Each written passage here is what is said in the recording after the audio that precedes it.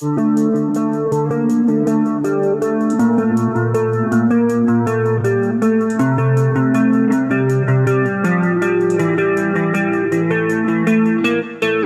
lagi kami untuk menambah alur cerita film agar menambah wawasan teman-teman tentang film. Oke, gak usah tunggu lama-lama lagi, kita langsung aja ke TKP.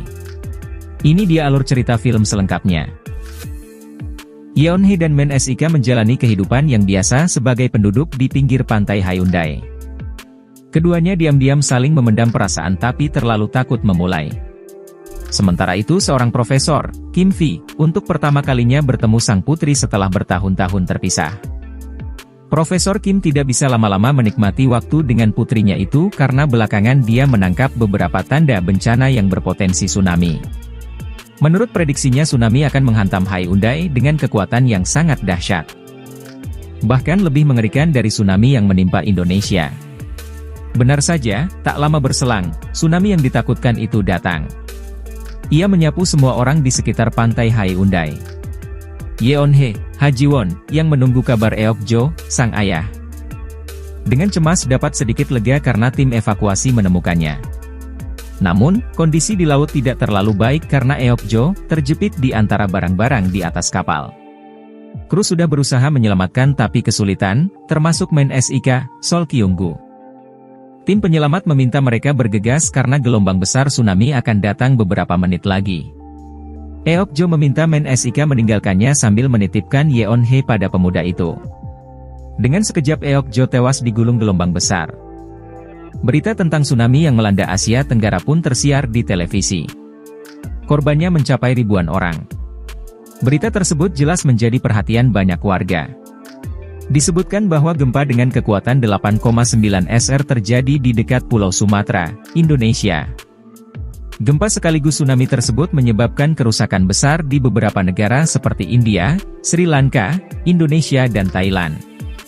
Yeonhae yang kehilangan ayahnya masih harus berjuang mencari makan dengan berjualan ikan. Hari itu Yeonhae dimarahi pemilik kedai makanan laut karena menjajakan ikan di depan tempatnya berjualan. Pemilik kedai yang ternyata ibu Men SIK itu menghina Yeonhae dengan sebutan anak yatim piatu. Pertengkaran pun tak bisa dihindarkan, untungnya Men SIK segera datang dan melerai. Di tempat berbeda Profesor Kim Hee, Park Jung-hoon, sedang mempertahankan teori tsunami raksasanya. Dia memiliki hipotesis bahwa sebidang besar tanah dari sebuah pulau yang longsor ke laut dapat menyebabkan gelombang pasang yang belum pernah terjadi. Hipotesisnya ditertawakan karena hal tersebut tampak mustahil. Kim sendiri bersikeras bahwa mereka harus bersiap dengan kejadian itu. Kim Hee menyarankan pemerintah membentuk sebuah komite untuk menganalisa hipotesisnya secara menyeluruh. Dalam rapat tersebut Kim bertemu Liu Jin, Jung-hwa, wanita yang pernah dekat dengannya dan memiliki seorang putri dengannya. Liu Jin diketahui sudah setahun berada di Korea setelah sebelumnya tinggal di AS. Kini Liu Jin sibuk mengurusi pameran kebudayaan Haeundae. Sementara itu seorang wanita muda, Hemi, Gang Yewon, dan dua temannya berlibur di pinggir pantai. Tak lama tiga orang pemuda mengajak mereka naik kapal pesiar. Hemi memisahkan diri dari mereka dengan menikmati waktunya sendiri. Sayang sejurus kemudian dia malah terjatuh ke laut. Beruntung seorang penjaga pantai, Choi Hyung SIK, menyelamatkannya. Profesor Kim menerima laporan dari stafnya bahwa telah terjadi gempa di bawah laut Jepang. Tepatnya di lepas pantai barat Hokkaido. Besaran gempa sekitar 3,6 SR dengan kedalaman 30 km di bawah permukaan.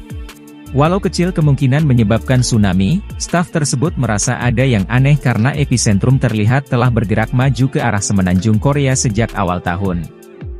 Isu pembangunan pantai emas Haeundae ramai dibicarakan oleh warga di sekitar pantai Haeundae, termasuk Men SIK. Berita tentang pengembangan wilayah pantai Haeundae bukan satu-satunya topik menarik bagi mereka karena hubungan Men SIK dan Yeonhae tidak kalah menyenangkan untuk dibahas. Men SIK disarankan untuk segera menikahi Yeonhae, tapi tampaknya itu juga tidak mudah sebab Men SIK sudah memiliki istri, wanita yang terlibat cinta satu malam dengannya. Dari hasil hubungan itu Men SIK memiliki Sung Hyun. Pembicaraan yang asalnya akrab menjadi panas, karena Men SIK sudah sangat tersinggung dengan topik obrolan para tetangganya itu. Profesor Kim dan salah satu stafnya sudah berada di atas kapal. Mereka tampak akan mencoba sebuah alat berupa unit pengukur. Alat pengukur tersebut bisa mendeteksi atau memberikan peringatan dini tsunami Samudra Hindia 5 tahun lalu. Selesai memasang, Profesor Kim menerima laporan kebocoran gas radon dari stafnya. Laporan lain menyebutkan telah terjadi gempa bawah laut di Pulau Tsushima sebesar 5,6 Richter dan semakin membesar. Kim melaporkan temuannya kepada pihak pemerintah bahwa mereka tidak punya waktu dan harus segera bertindak.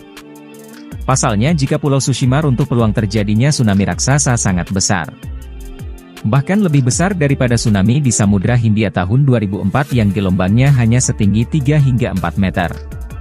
Profesor Kim menjelaskan jika sampai Pulau Tsushima runtuh, gelombangnya dapat mencapai setinggi 50 meter bahkan bisa lebih tinggi dari 100 meter. Warga harus segera dievakuasi maksimal 10 menit setelah peringatan tsunami berbunyi karena gelombang tersebut diperkirakan dapat melaju dengan kecepatan 700 km/jam. Lantas, dapatkah warga Hyundai menyelamatkan diri dalam waktu kurang dari 10 menit? Film ini mengisahkan perjuangan orang-orang yang berada di wilayah pantai Hyundai untuk menyelamatkan diri dari tsunami dalam waktu hanya 10 menit. Dibuka dengan skene dramatis saat Men SIK terpaksa meninggalkan pria paruh baya bernama Eokjo di atas kapal yang hampir karam. Film berjalan dengan menampilkan beberapa plot miliki karakter lain. Setidaknya ada 3 cerita yang disuguhkan guna membangun emosi sebelum menu utama tersaji. Kamu akan melihat cerita Profesor Kim yang baru bisa bertemu putrinya setelah sekian lama. Ada Yeonhae yang jatuh cinta pada Men SIK, saksi kematian sang ayah beberapa tahun lalu, dan Hyung SIK, si anggota regu penyelamat yang jatuh cinta pada gadis kota. Sayangnya, cerita yang diniatkan membangun emosi itu pada satu titik terasa terlalu panjang hingga bagian utama dari film ini seolah hanya dapat durasi sisa.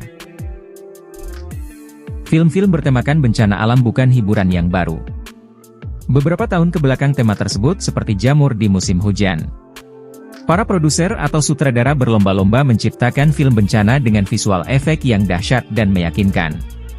Salah satunya Hyundai, Deadly Tsunami, 2009, ini. Untuk film yang tayang di tahun 2009.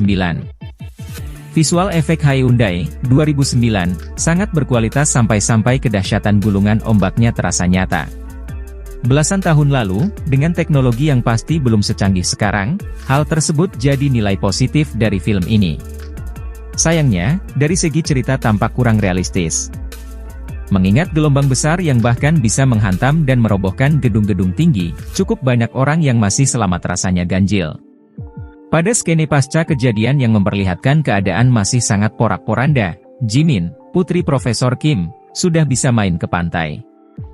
Adegan itu harusnya tak perlu ada karena terasa kurang pas. Bencana sebesar yang menewaskan kedua orang tuanya, tepat di depan mata, pasti membuatnya trauma, tapi di skene tersebut Jimin terlihat baik-baik saja. Sutradara seperti sibuk ingin memberikan kesan emosional tanpa memerhatikan detail secara keseluruhan. Berdurasi sekitar 120 menit, nonton Hyundai, Deadly Tsunami, 2009, bisa jadi kamu hilang fokus oleh penampilan Ha Ji Won, Lee Min Ki dan Kim Yoo Jung. Terutama Lee Min Ki dan Kim Yoo Jung, dua aktor dan aktris yang terlihat masih belia di film ini. Kim Yoo Jung bahkan sangat lucu dengan pipinya yang gembil. Walau begitu, penampilan mereka di Hyundai, Deadly Tsunami, 2009, sangat memuaskan. Lee Min Ki bahkan mendapat penghargaan sebagai Best New Actor di ajang Baeksang Arts Awards 2010 lalu berkat perannya sebagai Hyung SIK. Menonton film ini lalu melihat penampilan mereka di tahun-tahun sekarang rasanya seperti mengikuti para aktor dan aktris itu tumbuh. Sebagai film dengan latar kehidupan masyarakat pinggir pantai, sinematografi Hyundai, 2009, cukup cantik. Lanskap-lanskap yang menampilkan keindahan laut, walau tidak banyak, bisa kamu lihat dalam film ini. Gimana? Suka film bertemakan bencana? Gak ada salahnya untuk coba nonton. Bagaimana teman, ada yang tertarik untuk menonton film ini, dan nantikan video kami selanjutnya, terima kasih.